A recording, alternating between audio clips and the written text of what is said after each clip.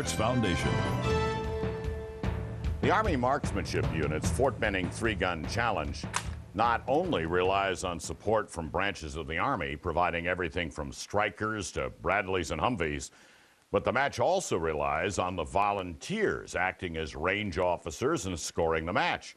It's a challenge all around with a record number of competitors. With all of the action on the stages of fire and civilians playing the role of combat soldiers, it's easy to overlook another key improvement in the Fort Benning 3-Gun Challenge. That is the implementation of a new scoring program designed by Chief Statistician Linda Chico. It makes it a lot quicker. The search is done in a kind of hidden background process. You're not actually scrolling up and down the screen. You put in the shooter number, the computer does the searching and the math for you. It's a good thing for Linda and Sandra that the system is working because the scores from the stages are coming in as fast as they can be entered. And on the stage known as GAC, it's full speed ahead for the top open shooters. Jerry Michalak has quite a following of cameras at this match, and they are all vying for position as Jerry runs the shotgun and pistol stage. A little magazine feed problem with the pistol will add to Jerry's time. Jerry finishes GAC in just over 32 seconds. Well, since 2005, Chris Tilley has been making himself a threat at the major 3-gun matches around the country. And with that experience comes a success that Chris is used to. GAC is behind him in 31.37 seconds. The stage called Patrol Boat River is a little like the rifle and boat stage from the last match. But this year, the challenge is greater.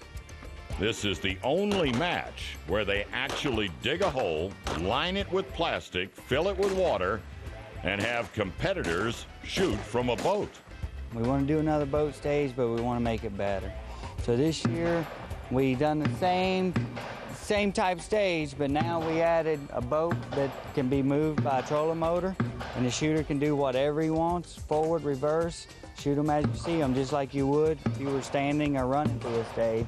But having that freedom with the trolling motor can pose a problem. Get the boat going faster than you can shoot, and you will have to back up. The thing is, we have to get about 240 shooters consistently through this stage. So we dug the hole deeper, you know, and then we had to build the piers. Then we had to set the cables in to make the boat go straight. So it's the same for every shooter. That way we can run a fair match. A fair match does not mean an easy match, and the challenge awaiting competitors on the stage Pontoon Bridge is a daunting one. Offhand rifle shots from the swinging bridge are proving to be very difficult. What'd you think of the bridge there? I almost fell off of it. What kind of challenge did that add to it? That adds a lot of challenge to it. I mean, you don't know where your feet are. You're kind of panicky about it. Jerry Michalak has a way about him when it comes to challenging stages. Somehow Jerry can just make it all look easy. The stage is all over in 26.53 seconds, the best in the open division. Stand by. As this match starts to wind down, there is about to be a major shakeup at the top of the leaderboard. The open division is about to get a late entry. Taryn Butler has a capacity issue with his shotgun that disqualifies him from the tactical optics division, which he was leading. Went good. Some disaster just happened though with the match. I got put in open class. The tube holds one more round than it's supposed to, but didn't use it, but now I'm in open, so I got to go for it. Anyway, whatever. And amazingly enough, Taryn's scores are strong enough to put away the win in the open division, followed by Chris Tilley, with Jerry Michalak rounding out the top three. The top shooter in the tactical optics division is David Neff. And the winner in the tactical irons division, Bruce Pyatt. And with that, the third Fort Benning 3-Gun Challenge is in the record books. And Lieutenant Colonel Muggio is already looking ahead. Yeah, I think the challenge is going to be trying to beat this next year. Everything I've heard from the competitors and from the soldiers that are competing is that this beat last year's. So I don't know what we're going to do to beat this thing next year, and I don't want to make any predictions. But we're going to see more three-gun incorporated into things we're doing in the Army for marksmanship, because this has a direct application to what's going on out in the field. So we want to keep bringing the competitors here, so every year we're going to have to try and do something a little more special.